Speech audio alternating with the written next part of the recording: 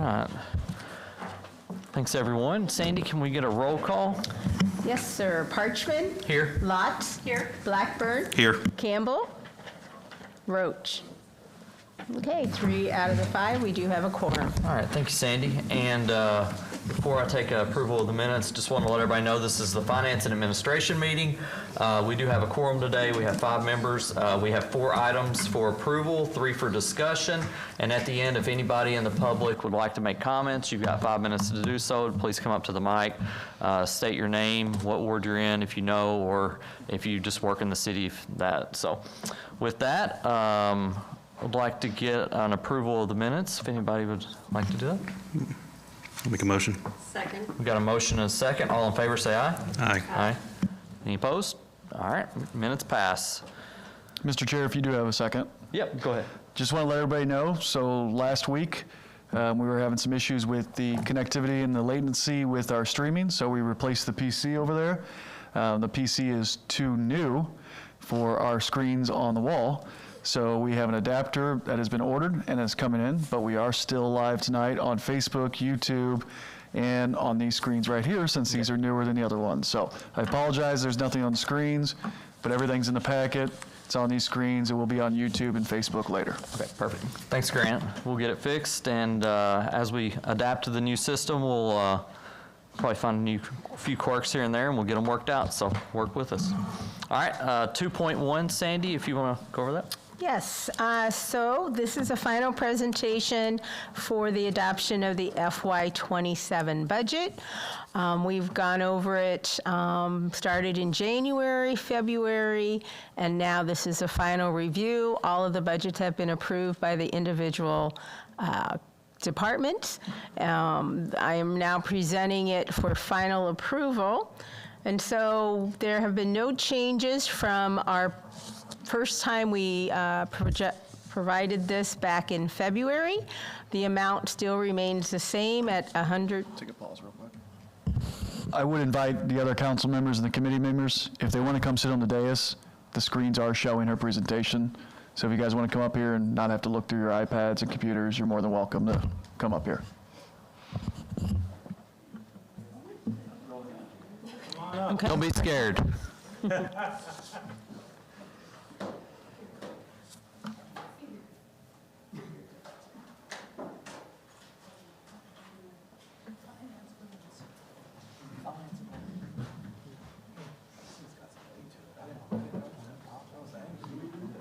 Okay. So the budget does remain at $111,827,630. As we had talked about, there is what's called an interfund transfer, and these are the ones that, because of the way we budget, our actual expenses and revenues would be $100,909,520. Also included is a large spend summary.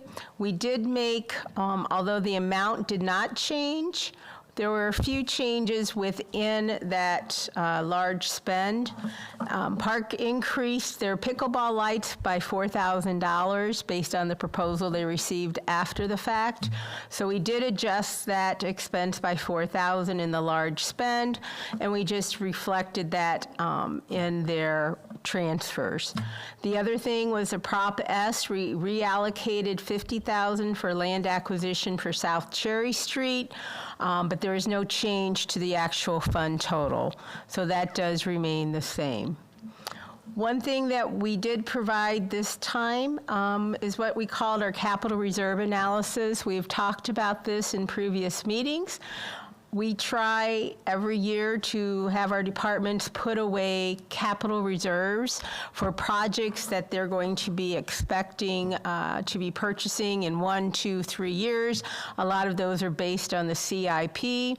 We thought this would be of interest to you so that you can actually see when we talk about capital reserves per department, you can see how much our departments have put away, how much we're expecting to use in FY27, and that we expect at the end of FY27. And a lot of these projects, as you can see, for instance, the cemeteries, we're looking at $37,000 to be used out of their capital reserves for the columbariums, community development for vehicles.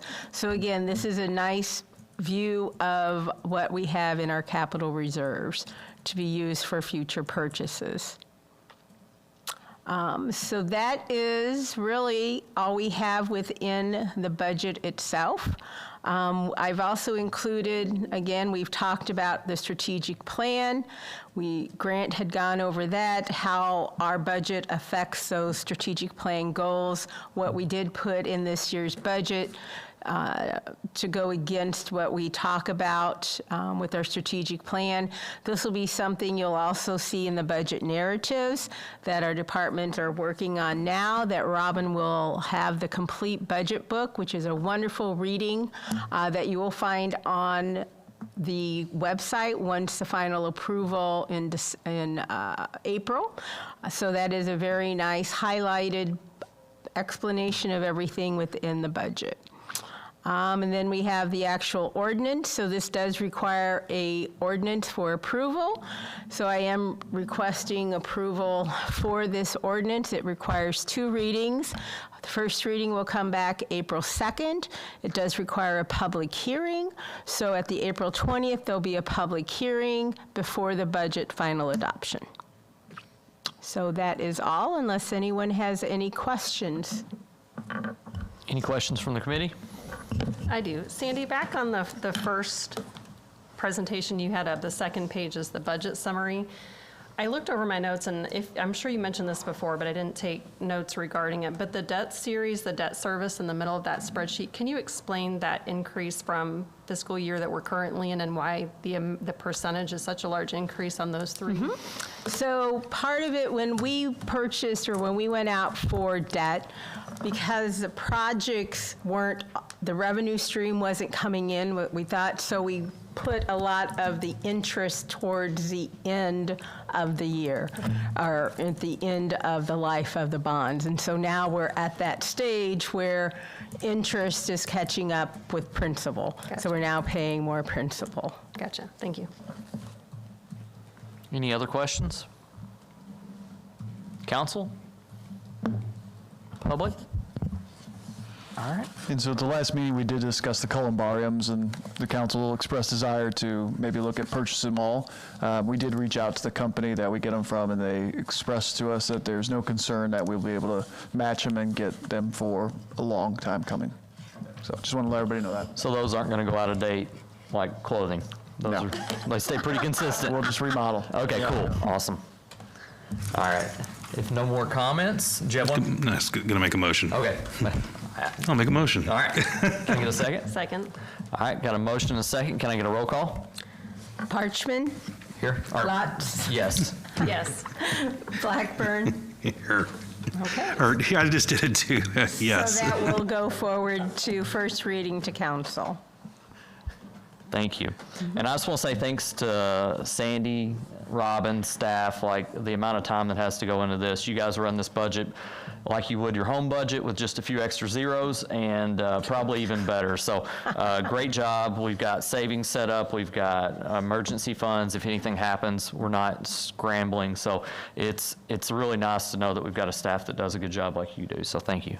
Thank you. I appreciate that, and I do want to give Robin extra kudos, because she does work very hard on this, so thank you. And we'll be looking at a budget software program to make this a lot easier, so that's in the budget this year. Exciting. Just saying. A There we go. budget book.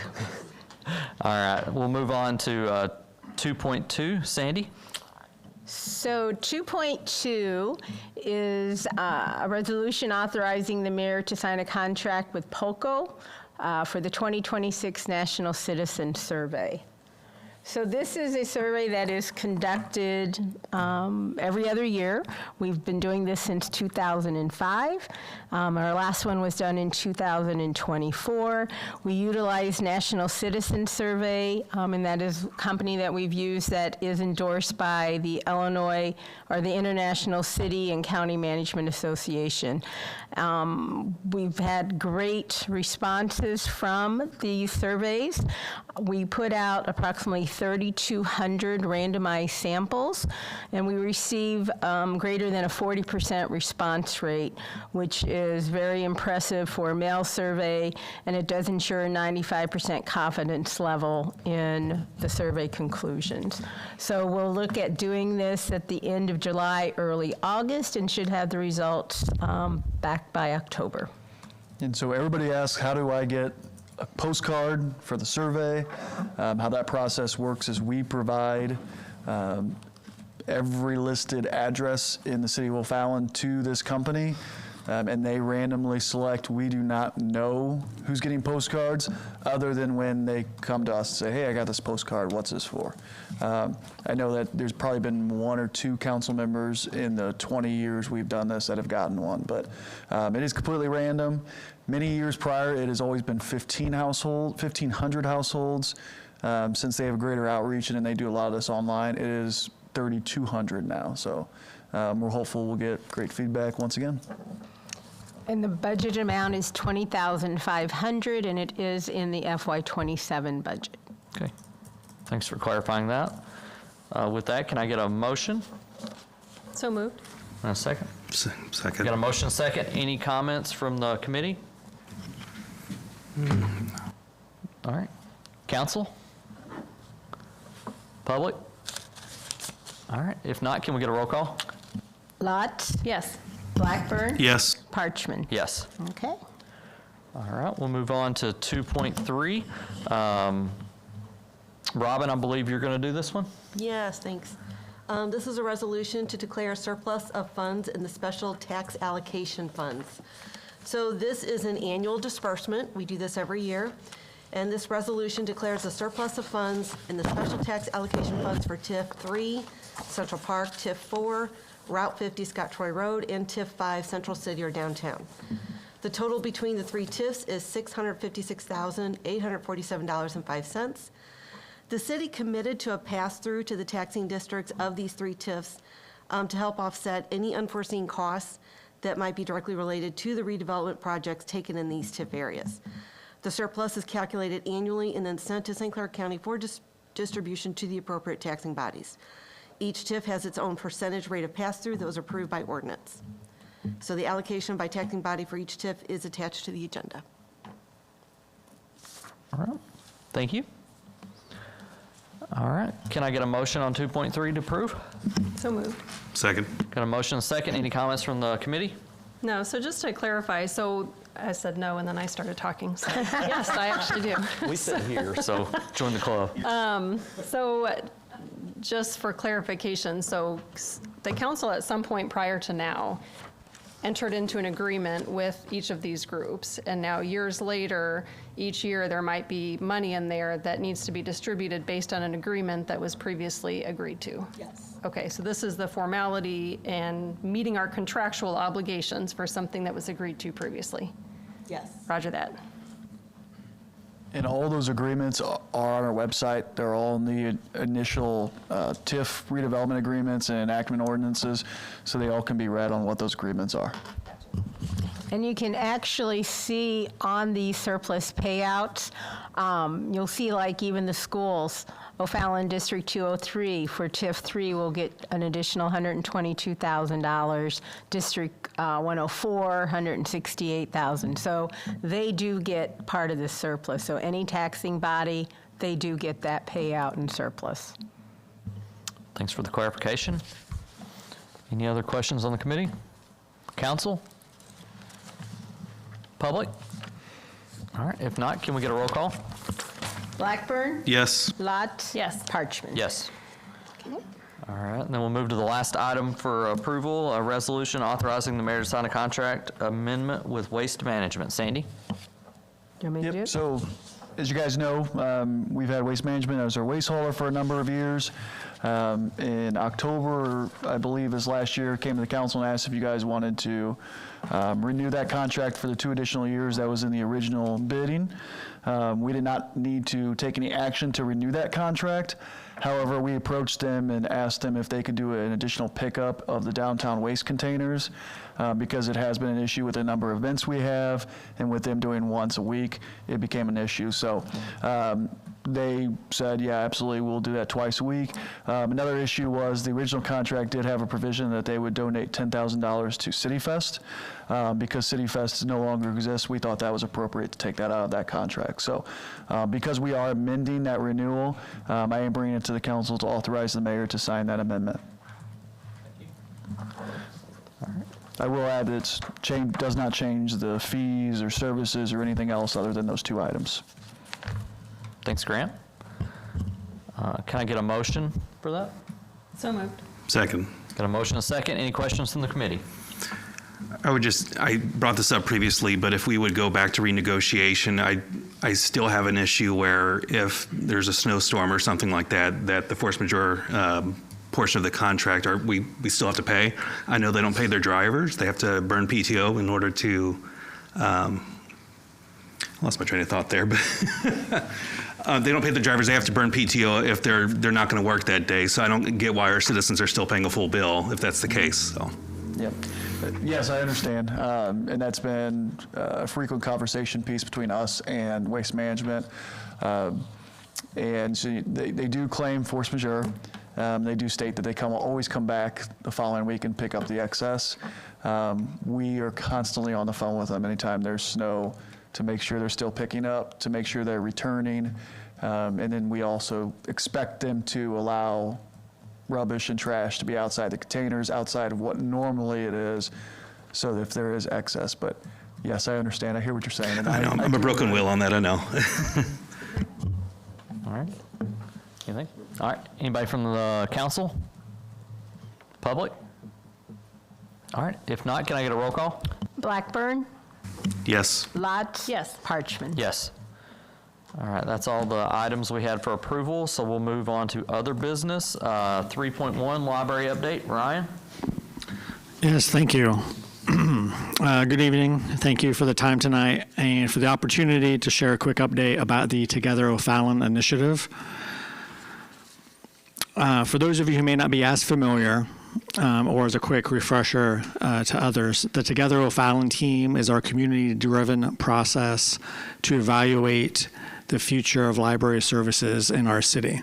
At its core, the effort is about listening, learning, and making sure that whatever comes next for the library reflects the needs and priorities of the people that we serve.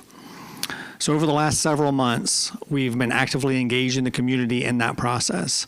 To date, we have completed 3 community engagement workshops, each with strong participation of at least 60 residents at each session. These have been highly interactive, hands-on conversations where participants work together to weigh trade-offs and make real decisions about spaces, services, resources, and priorities. And what's been especially encouraging during this process is the consistency in the feedback that we are hearing. Across all 3 workshops, the top priorities identified by participants were things like additional multipurpose space, more study rooms, expanded children's areas, and increased access to quiet space. And those are all in direct alignment with what we experience operationally every day in the building. They mirror our operational realities and our long-term planning efforts. And the feedback that we've been hearing for years, going all the way back to our first community workshop back in 2022. So that alignment gives us a real high degree of confidence that this process is grounded in community need, not just ideas that someone dreamed up on a piece of paper. In addition to the workshops, we have several upcoming opportunities for engagement. We'll be hosting a series of library tours to give residents a behind-the-scenes look at our current space, what we can achieve with that space, but also some of its limitations. And on April 23rd, we'll hold an open house and informational session very similar to those held in relation to the Park Place project, where citizens can pop in, talk to some experts, ask some questions, get their voices heard. So looking ahead, the Together O'Fallon team is working on bringing is working on bringing a formal proposal to the library board, likely in June. From there, the board will determine how best to move forward. So if that path that the library board determines includes putting language on the fall ballot, then that measure would then come before the council for final approval. And that would happen no later than August 3rd. So tonight, again, I'm really just sharing a status update, a quick check-in on how that process is going. And I also want to thank you all, especially some of you in the room who have attended these sessions or even helped organize them, that we appreciate your investment in this process. We approach this effort with a very simple mindset. Do the work thoroughly, engage the community honestly, and I like to say kind of cook the recipe. And then we serve that recipe to the public via that referendum in the fall and hope that it reflects what they have said that they need and want. And regardless of that outcome, we'll know that we approach this the right way with a high degree of transparency and care and commitment to doing it the right way. So again, thank you for the time tonight, and I'm happy to field any questions. Thank you, Ryan. Anybody have any questions for Ryan? Just a comment. I was able to attend the third session. I know others have attended others, Thank but you. you guys did a great job, all the presenters. I thought it was a wonderful way to solicit feedback from the community, and just, it was highly engaging, and just, you did a great job. So I wanted to say thank you. Thank you for that feedback. Thanks. Anyone else? Council? Public? All right. Thanks, Ryan. Appreciate the update and the information. All right.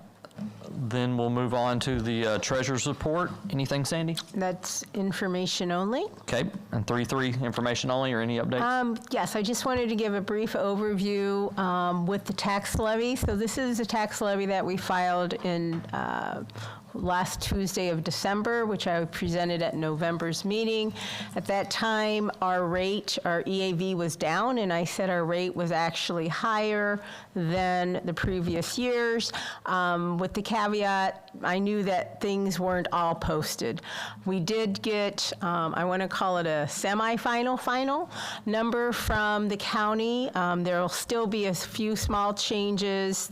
Board of Review will have a few changes, as well as our the assessor's office.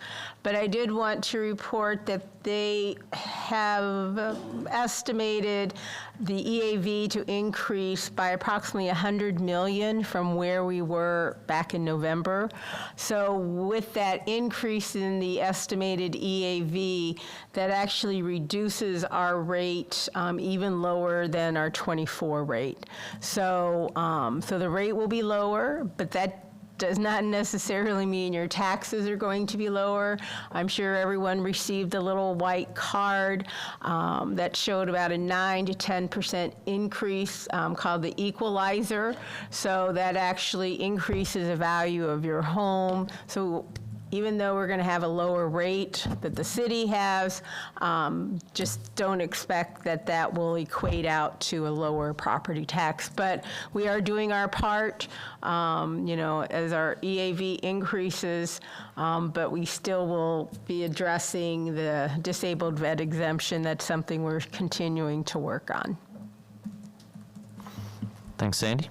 Any questions on 3.2 or 3.3 from the committee?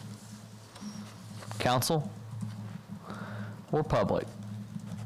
Okay, if not, that's all the items we had on the agenda to be open for public comment. So like I said at the beginning, you got 5 minutes. Announce yourself, who you are and what ward you're in if you live in O'Fallon.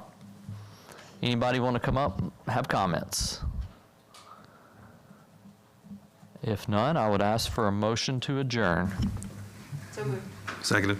Got a motion, second. All in favor, say aye. Aye. Aye. Any opposed? All right, we are adjourned. Thank you.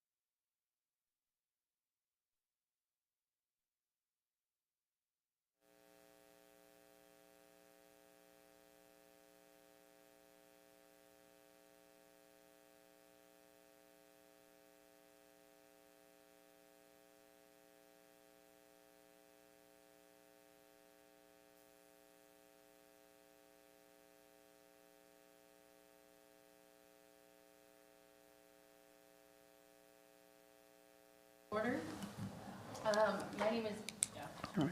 My name is Andrea Foney. I'm one of the two Ward 3 alderpersons. I will be presiding over tonight as Chair Rosenberg is out. So we have Director Jeff Taylor and Grant still with us. There'll be a couple of opportunities to share any public comments after the agenda items and at the end of general public comments. So if there's something that you want to know that we don't know, we may have to get back to you, but we try to answer as many of those questions as we can. So with that, roll call. Phony. Here. Vorse. Here. Carney. Here. Hudson. Here. Ford. Here. Okay. You have a quorum. All right, so first order is the approval of the minutes from the February 23rd meeting. Do I have a motion? Make a motion? Second. Okay, any discussion? All right, all those in favor? Aye. Opposed? Okay. All right, tonight it looks like we have 3 items requiring council action. First one, 2.1, is with the solar lease agreement at the wastewater treatment plant. So Jeff, if you want to get us started. Yes, so 2.1 is a resolution authorizing the mayor to execute a solar lease agreement with TPSR Illinois Solar 5 LLC at the wastewater treatment plant. Grant had put out some handouts for it, and I also pull up the PDF online, so anyone viewing online will be able to see it.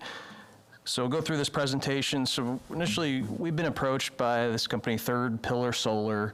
The lease agreements with a subsidiary of theirs, but they reached out to us with the potential of putting solar panels on the lagoons at the wastewater treatment plant. These are lagoons that are really just used for overflow sewage during heavy rain events. When we get excessive flow, we're able to pump from the terminal lift station to these ponds, and then when the flows decrease, we're able to return that flow to the plant to be treated. So really, it provides no other function for the plant except for that excess storage. So we talked with the plant operators, had no concerns with this potential design with floating these solar panels on here. Way it's set up is that these panels would be directly connected into Ameren's existing network that's out there. So there's a transmission line that heads up Reeder Road that provides power to the plant. There's excess capacity on that line. So we're not going to be consuming any of this power created there. They're just putting it back up onto the grid. And so essentially we're just leasing the space for them to do that. So as I go through this presentation, if anyone has questions, feel free to stop. I'll answer them. We also have a representative here from the company that can come up if you have more technical questions that I can't answer, and we'll kind of get into it. So. First couple pages on the slides talk about the company, who they are, with 100 years combined renewable energy experience. Shows they've done similar projects, 8 different states, 1.6 gigawatts of power, worked with a couple of Fortune 500 companies. When you start talking about the specific site, here's kind of the summary of the lease details. So there's a development rent. So there's going to be a time period here where they're going to have to go through design process, permitting with Ameren to make sure everything's connected. So just during that design process, they're willing to offer a $10,000 a year payment to the city. Once it's put in operation, then what they're willing to offer is a $9,500 per kilowatts per year. And right now they're estimating, hoping to get to 13.7, megawatts. So in total, if all is able to be installed as they had planned, we're looking at $130,000 annually in revenue that would be come off of this lease. You look at that from the term of it as 35 years, or talking about $6.8 million potentially. Again, for space that we have really no other use for at the moment. It couldn't be, used for any other type of development or things of that nature. So that's kind of just a summary of some of the monetary impacts that this lease would bring us. The next page is a layout of what these would look like. So they have 2 different setups of the panels on the pond. These would then interconnect into Ameren's transmission line. The location of that interconnection is proposed on the west side of Reeder Road. On the next slide, it shows that marked in a red rectangle. So that's where they would put in the equipment that would actually connect this into Ameren's network. Let's see. I talked about the capacity on the line. So there's websites out there that show what capacity remains on these transmission lines. And what this has shown is historically we've seen this capacity on this line reduce, and that's due to the fact there's some other solar projects planned outside of city limits in this same area that are already moving forward. So it's getting to the point where the capacity is becoming limited. So if we want to move forward with this now, it's advantageous for do it now before the capacity is used up. That's what these slides show. Then they just provided some overview, some examples of some other systems. This is just generally what the layout looks like. It shows the panels floating on the surface with the transformer and inverter that's off to the side. Like I'd mentioned, on the west side of the road is where this would be located. And then they provided some photos of installations they have done already. They do have a partnership with Molson Coolers. And then here's some other larger ones that are in larger lagoons or reservoirs, and just kind of visually gives you an idea what it looks like. Again, they're relatively low profile. They float on the surface. So, you know, you see some of these installations where they're mounted up on steel posts in fields that sit much higher. These do have a lower profile on them. But this is everything that they've provided. The lease agreement had been looked at extensively from both myself and Grant and the city attorney. We went through many iterations, changed a lot of the language to protect the city in many aspects. You know, biggest one we wanted to be sure of is that if and when these become obsolete, need to be removed, that's entirely on this company. They're going to set up securities within a letter of credit that secures those funds to be able to remove those if and when it needs to occur. There's also language in the lease agreement that if for some reason by us leasing this land and creating revenue off it, if it requires then the property be assessed for property taxes, they would cover any of those property tax costs. So there's a lot of things we've looked at and feel like it's in a good position now where we would recommend moving forward with this lease. Okay, with that, I'm looking for a motion. Second. Okay, any discussion from the committee? Yes, I do. This, the ponds, the lagoons you're going to use, they no longer attain sludge? No longer sludge goes into them? So sewage is pumped into them during heavy rain events when the flow of the sewage system to the plant increases. We're able to bypass some of the sewage, send it to these ponds just to store. So that way we don't inundate the plant with all the flow. We're able to then return it to the plant to treat it at a later time period. So we keep the flow to the plant more steady. You won't, we won't have to clean those out. In years past, you had to go in and clean that. So in the past, we had separate sludge ponds that we did have to clean. Those were separate from these lagoons. Okay. We've since been able to eliminate that work by putting in the sludge dewatering facility, but that was completely separate from these 3 lagoons.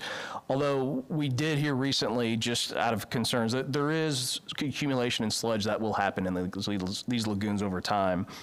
We did just recently do a survey of that to find that the sludge blanket in them is not large enough to where we have concern about having to dredge them or anything at this time.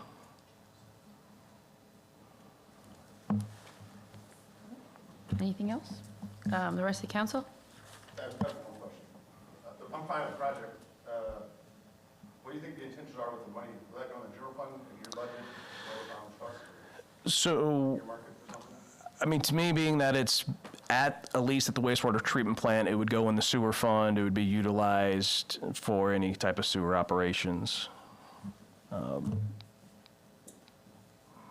I mean, ideally, you're offsetting your electric cost at the plant. That has increased with the upgrade we've done with the additional operations. Okay, anybody else from the council? Jessica? Along those lines, is it considered enterprise fund or no, just from a technical standpoint? It is not. I asked that question this morning to our attorney. So the next question, or the answer to the next question is, it's the city council's money. You guys can put it in the budget appropriation however you wish. Thank you. It's an idea. And I will just add, so this project started as the desire for companies to build ground-mounted solar on city-owned property. We probably get 2 or 3 mailings a week on somebody wanting city property to do this. As you guys know, and we've discussed solar installations on property, we are very protective of them from a zoning perspective. So we moved on. What about the ability to float them? We have gone through the process of what if we actually put it back on our usage for the plant, and because of our motors and the demand at times, obviously, then the battery backups that you would need for stored power, we did not feel that was appropriate. So we've worked a long time on this. We've gone through iterations of the contract. We've spoken to the council a number of times about this, and so we have checked references. Also, Marion in Illinois is going through the design phase with this company currently, and so they had good things to say to Jeff's while I was working with them. We don't have to have a fence around this, do we, like we do on the other ones? Yeah, we already have one around the treatment plant. I did see in the one slide that showed Illinois as one of the, where else besides Marion have they done it here in Illinois? They sent us Question 3 for ref. you? Yeah, here. We are, so there's a slide that showed that we're currently active in 8 states. Most of our projects are on the East Coast. We've got 3 in New York going into construction next month. We've got 3 on wastewater lagoons in Maryland that are going into construction early next year, and 2 in Delaware that will also go into construction towards the end of this year that are on wastewater lagoons. And I think we've got 7 sites now in Illinois that are under lease and in the design phase. I know I had a general question I've asked Jeff a couple times, but for repairs, what does that look like? Like, how long are these repairs to go out there to fix, do whatever you need to do? So most of the maintenance work, or I should say, unless there's some catastrophic storm event, the vast majority of the maintenance will be preventative. And so we will have a technician come out and inspect the site twice a year, and on an ad hoc basis after. It'd be a fun job. So from our knock, we'll be monitoring weather, and if there's a major hail event, a tornado or something that rolls through, we'll send somebody out. And most of that inspection is focused on the anchoring and mooring points, just to make sure that these are staying in place. Beyond that, most of the maintenance work can be done remotely. We'll either fly a drone out over on that biannual inspection, or we'll be able to monitor the performance of the panels fully remotely. So we'll see, if part of the array is not producing the amount of power that it's supposed to be, that may indicate that there's a panel that needs replacement. And we would likely wait, just given how rare that is, we'd probably wait until that biannual maintenance to do so. And the connection is going to be across Reeder Road there to put back on the transmission lines. How big of an apparatus is that? That's a great question. So you're talking about the physical equipment that's on the Reeder Road side. That can be as simple as just 4 utility poles with pole-mounted equipment. It is also possible to pad mount that, but it would probably be smaller than the generator that's sitting out there today.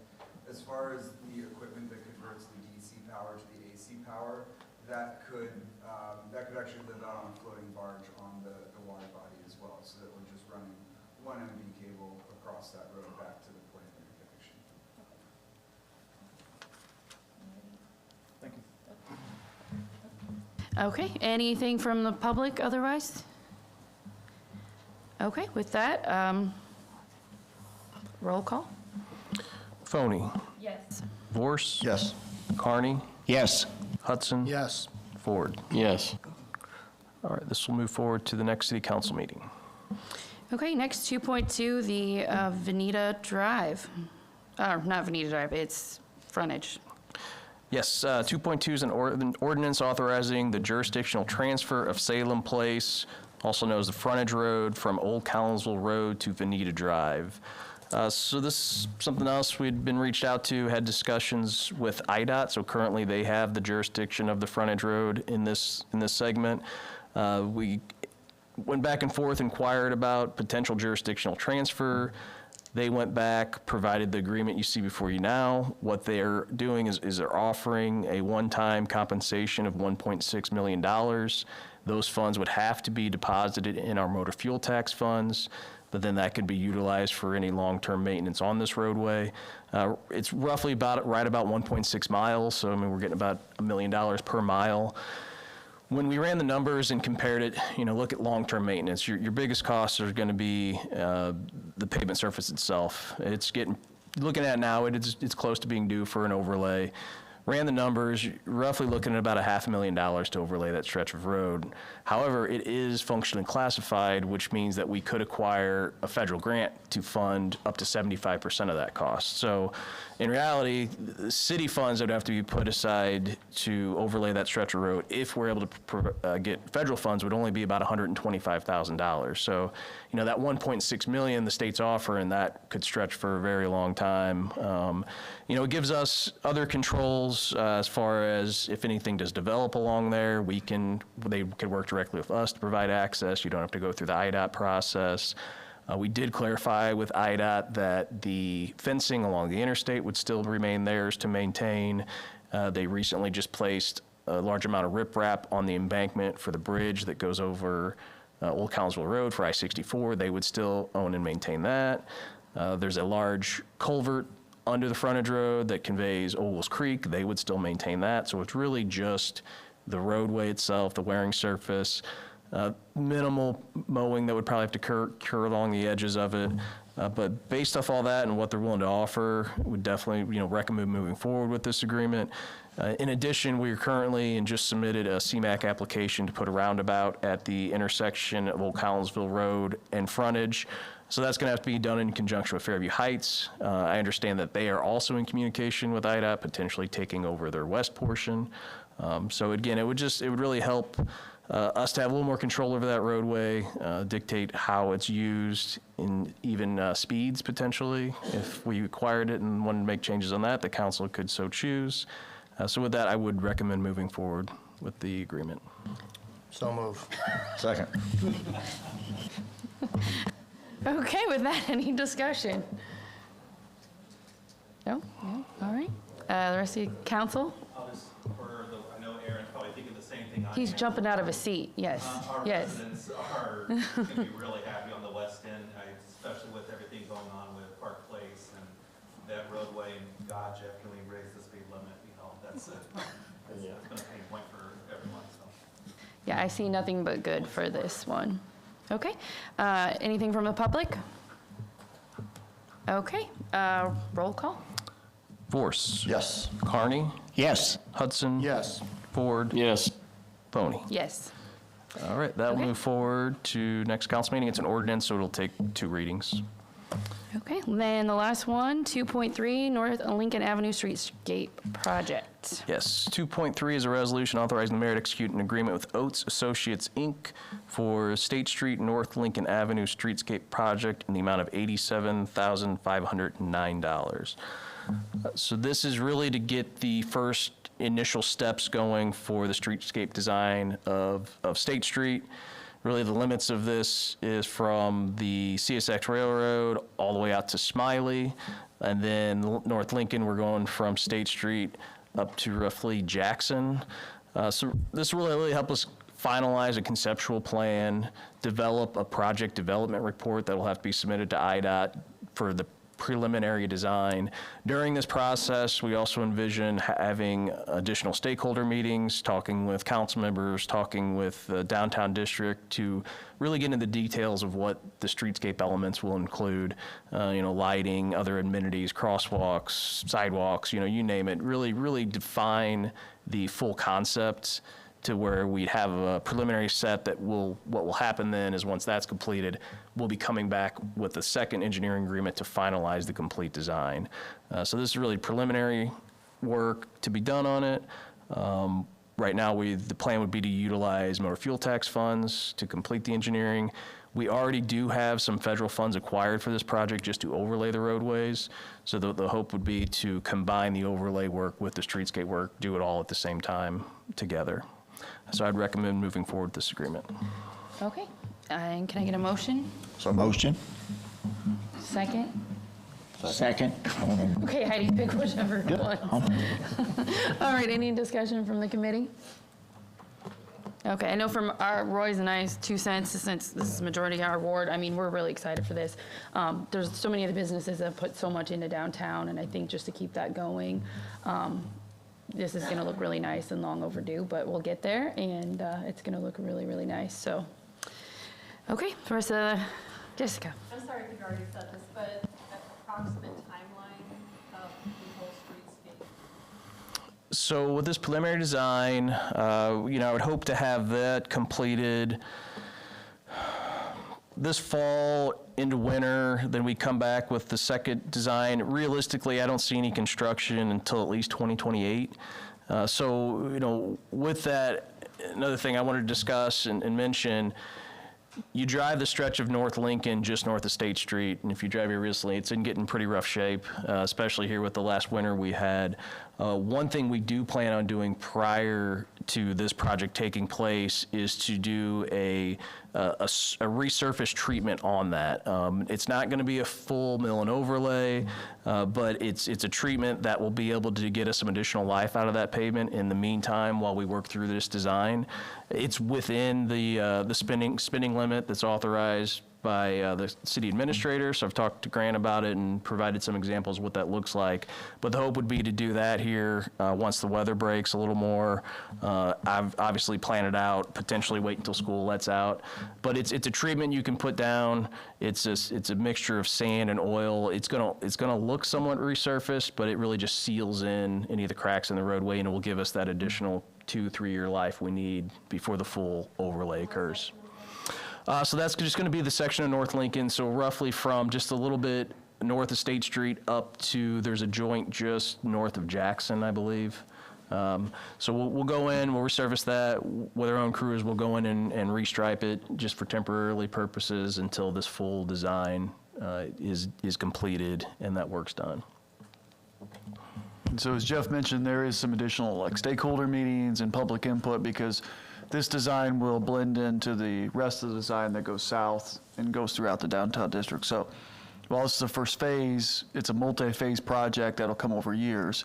And of course, it's going to be broken up in phases because it's going to be very expensive. Okay, anything from the public?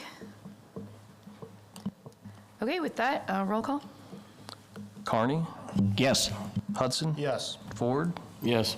Phony? Yes. Force? Yes. All right, that'll move forward to the next council meeting also. Okay, that is the 3 items for council business. Now for other business, the Pine Tree Estates improvement bid update. Yes, so we have put out to bid the Pine Tree Estates improvements. So this is really a combination of a lot of different improvements. We've talked a lot about the Pierce Boulevard traffic calming. So this is part of this overall project.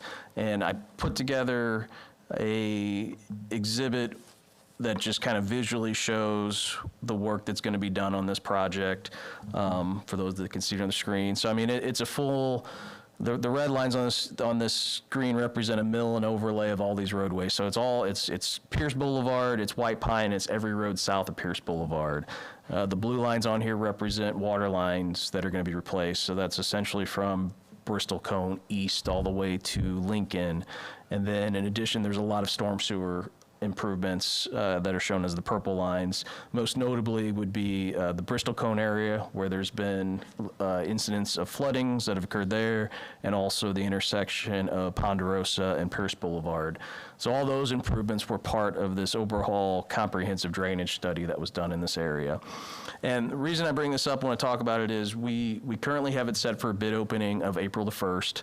My hope would be to review those bids and take it directly to City Council prior to having to come back to this committee to review them for a recommendation, just so that we can keep the project moving along and have it constructed in this current construction season and get it done before the weather breaks next winter.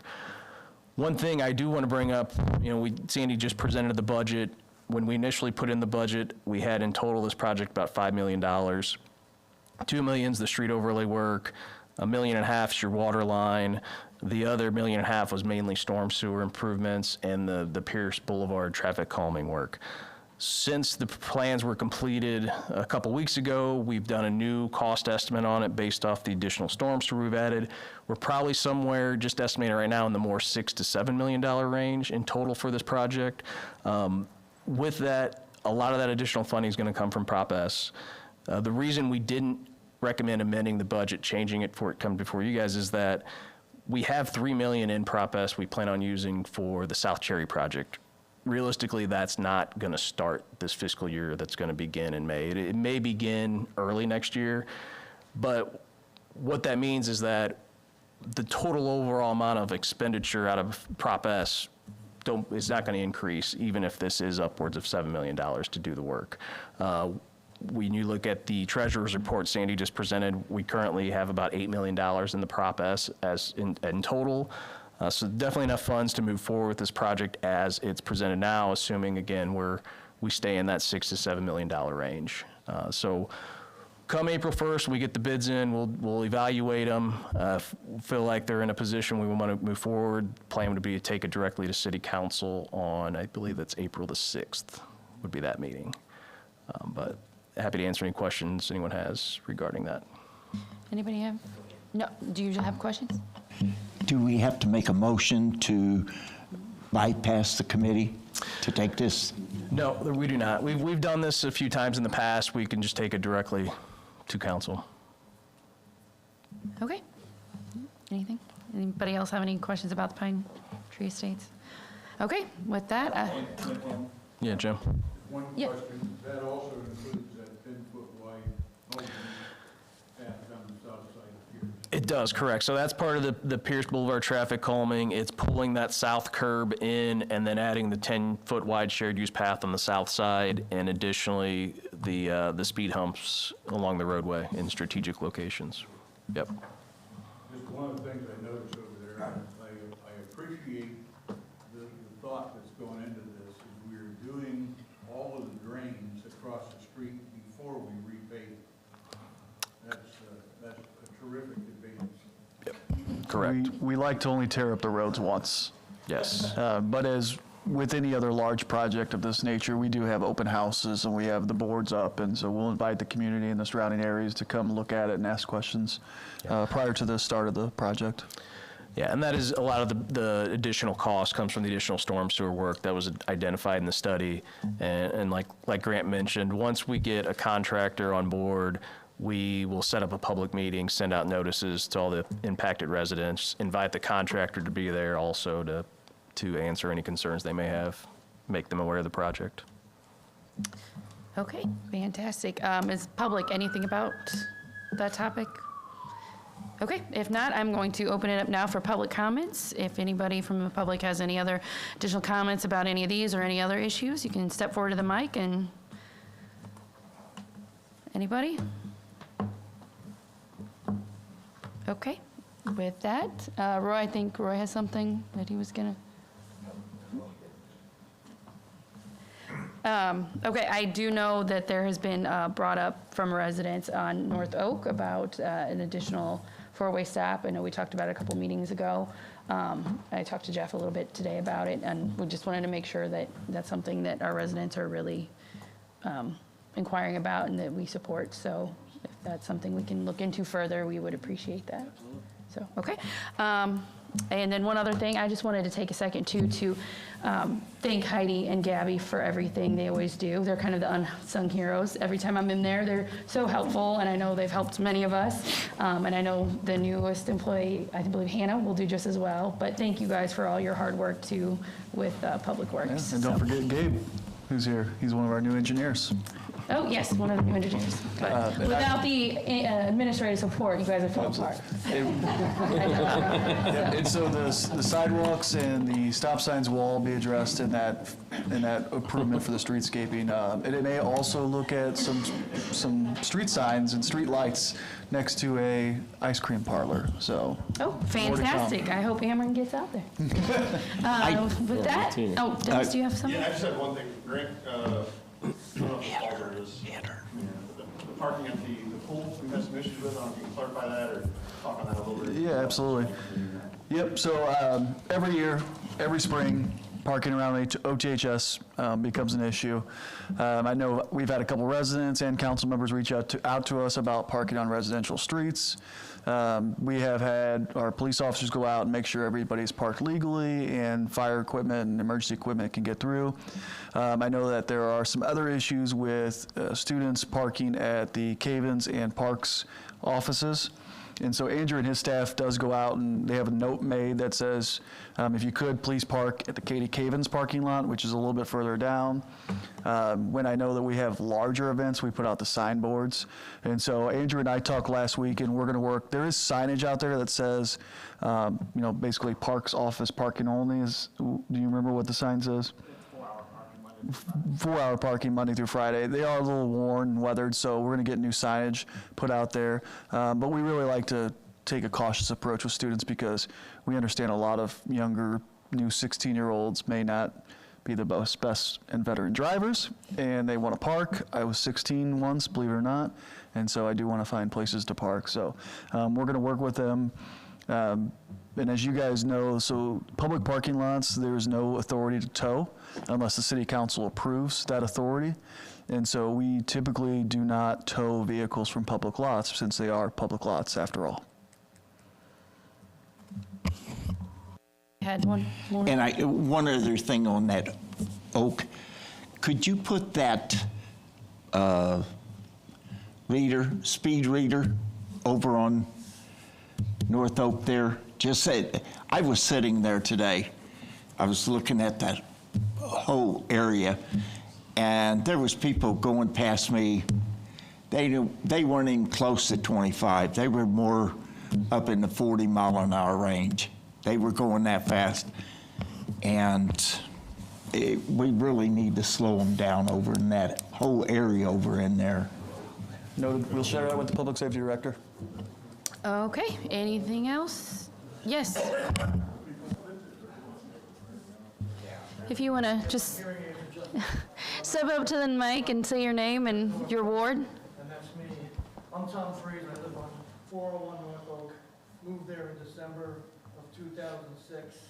And I'll start by saying thank you to Public Works for getting that street fixed. And the alleyway was Gary Mauser was the alderman at the time.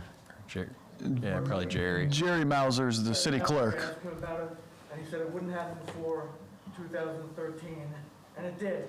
2013, like he said, street's great, but people are blowing through there. If you go from Lincoln, turn from Lincoln onto West Madison onto North Oak, you have a straight shot up to State Street. There's nothing to slow you down.